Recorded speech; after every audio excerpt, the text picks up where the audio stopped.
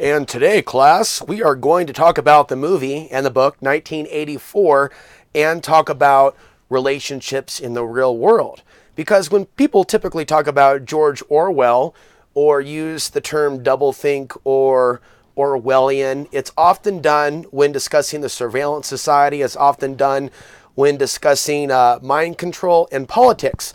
But in this world of gender warfare and in this world of spiritual warfare in which there can actually be tampering in our real world relationships, from family to romantic to work, there could be a level of targeting, by the way, targeted individuals, i.e. gang stalking, that's actually coming from a darker place in the unseen realms. And so where's Alex Answer going to take something like this? Because if you're able to look at some of the movies that are out there as movies that feature the truth in plain sight, but it's done metaphorically. It may not be literally. So let me give an example.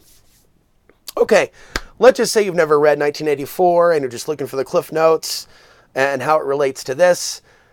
You know, it inspired a couple movies, a black and white one, as well as a 1984 reenactment of the movie or the book.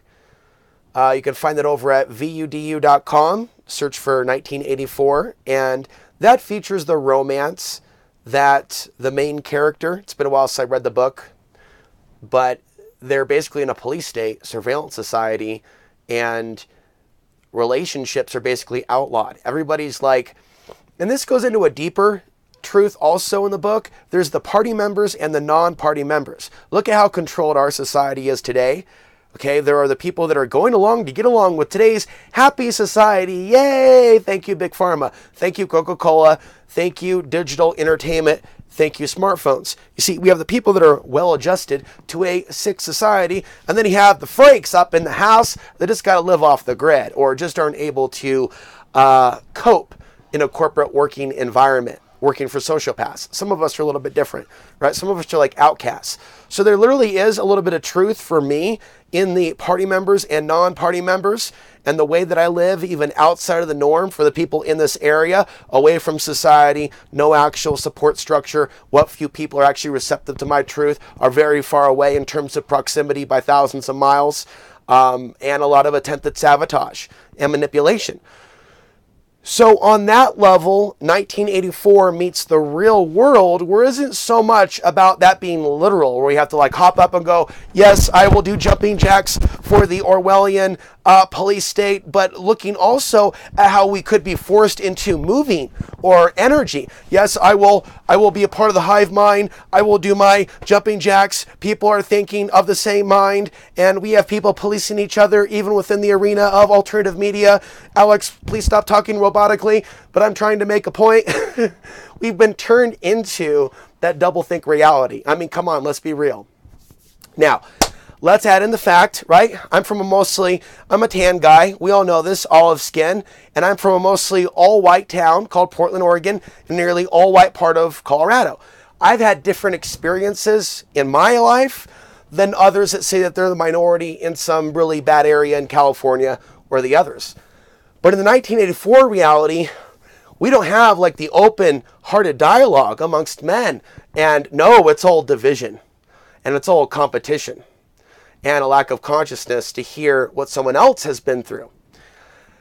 And so in this society where a lot of people, this is the point here, where it's like 1984 today, where people that know about 1984 and read it years ago, they're not able to see the doublethink today and how we've been divided.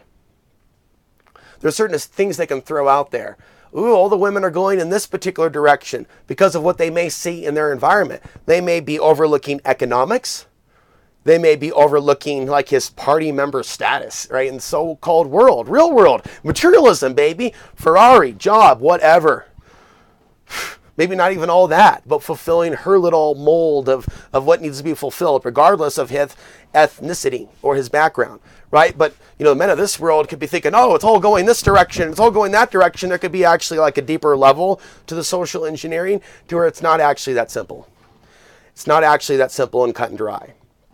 So we live in a world today where the 1984 reality and influence right, to also censor ourselves and not speak the truth, right? It can be very threatening in today's day and age, or people want to, act like, they got a beef with other people that are speaking their truth. We have people that are projecting, saying other people are snowflakes when they're showing their own snowflake behavior when people share about their life story and experience. Very telling. That's a 1984 reality. And the whole idea is history also being destroyed. So one of the main characters, Winston, he's receiving the information, and there's certain things that Winston's deleting. Winston's deleting history. Winston's deleting the facts. So people talk about 1984 on one level. Look at these tech giants. It's 1984. They're deleting Alex Jones. But let's look at Alex Jones himself and how he plays the role of Love Big Brother. Love Big Brother, Donald Trump, stand up for your 2 minutes of hate. The Muslims are invading, and your 2 minutes of love. Big brother, big brother. Big brother, big brother. And everything now is big brother, big brother. Clang, clang, like villains from that, that movie Cobra with Stallone. Those guys got together with the hatchets, ding, big brother, big brother. Literally, we are the closest thing to that depiction of 1984 than we've ever been. And that's what's so crazy.